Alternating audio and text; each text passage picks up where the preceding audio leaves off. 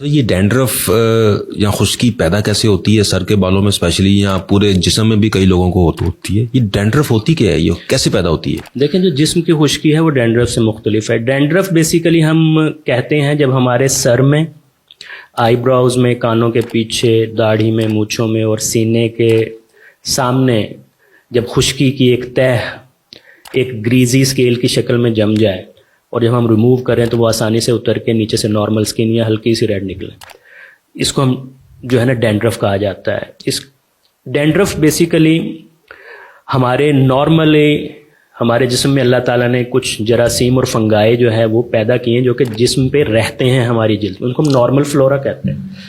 जो हमारे सर में और जो जिन जगहों का मैंने नाम लिया, इन जगहों पे नॉर्मली रिजाइड कर रहे होते हैं, हम उनसे छुटकारा नहीं हासिल कर सकते। वो नॉर्मली रह रहे होते हैं और उनका रहना ज़रूरी है। ठीक है। होता ये है कि जब किसी वजह से, अब वजह क्या हो सकती है, उसमें हमारे सर और दाढ़ी की जिल्द में, सीने की जिल्द में चिकनाई ज़्यादा प्रोड्यूस हो रही हो, वही जैसे मैंने पहले आपको बताया कि चिकनाई बनाने वाले गुदूद हैं वो हाइपर एक्टिव हो, तो वो मौका फराहम करते हैं इस फंगस को ग्रो करने का।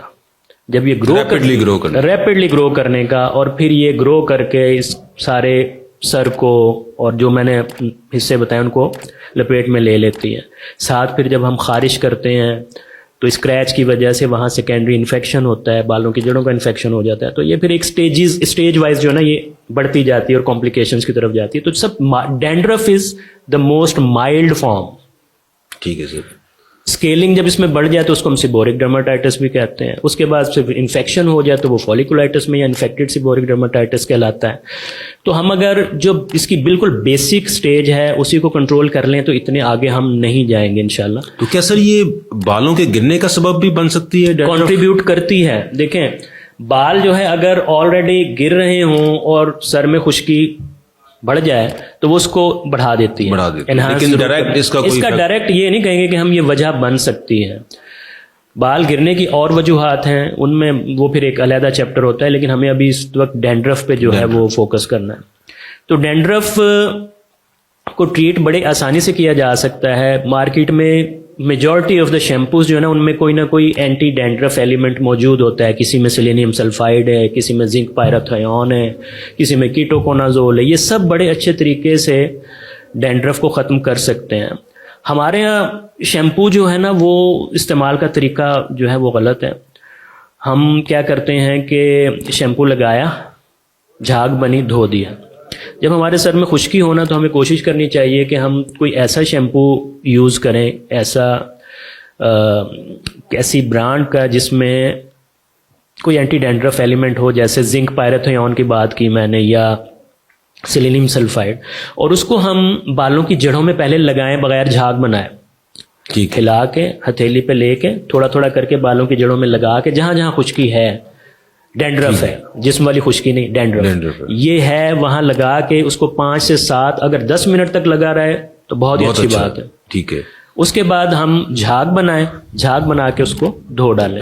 तो इस अमल से क्या होगा कि उसकी ग्रोथ जो है ना, ओवर ग्रोथ, वो कंट्रोल में आ जाएगी। ये नहीं कहा होगा कि खुश्की खत्म होगी, वो जो है वहीं रहेगी। फंगस जो इस खुश्की को कॉज करती है, तो उसमें हम यही है कि उसकी ग्रोथ को कंट्रोल कर सकते हैं।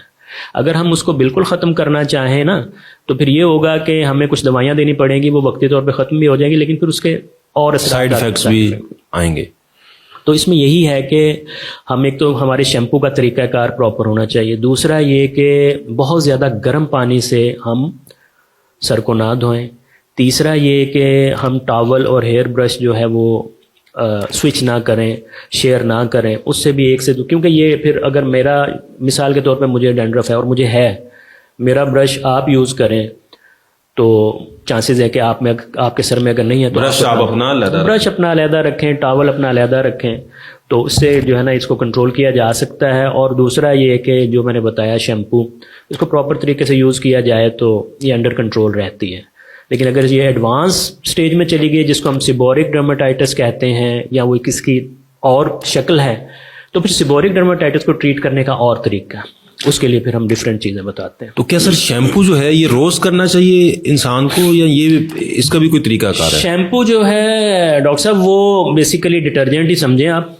शैम्पू जो हम यूज़ करते हैं इसका मतलब होता है क्लींजर। हमने क्लींजिंग करनी है अपने सर की जिल्द की या जो भी हेयरी एरियाज है उनके जिल्द, तो इसको डेली करना मेरा ख्याल है ज़्यादती होगी। ऑल्टरनेट डे या 2 दिन बाद कर लिया जाए तो दैट वुड बी अनफ। और जो मेडिकेटेड हम एडवाइस करते हैं, हम जब पेशेंट का अंडर कंट्रोल आ जाती है खुश्की तो फिर हम उसे कहते हैं कि आप इसको वंस वीकली भी कर लेंगे तो ये आपके अंडर कंट्रोल रहेगी।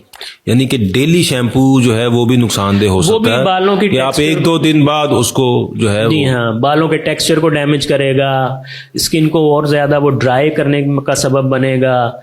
और जाहिर है फिर उसमें जब बालों के टेक्सचर को डैमेज करेगा तो बाल ड्राई हो जाएंगे, लस्टरलेस हो जाएंगे, वीक हो जाएंगे, गिरेंगे। तो मुख्तलिफ पहलू इसमें देख के उस हिसाब से हमें जो है वो यूज़ करना चाहिए। एंटी डैंड्रफ शैम्पू ढूंढना जरा मुश्किल काम है, तो उसमें घरेलू टोटका क्या हो सकता है सर? कौन सी चीज जो है वो इसको कंट्रोल कर सकती है या कम कर सकती है? जी जी बिल्कुल। असल में इसमें मुख्तलिफ लोग चीज़ें इस्तेमाल करते हैं। देखने में आया है कि कुछ लोग दही और तेल को मिक्स करके लगाते हैं सर में।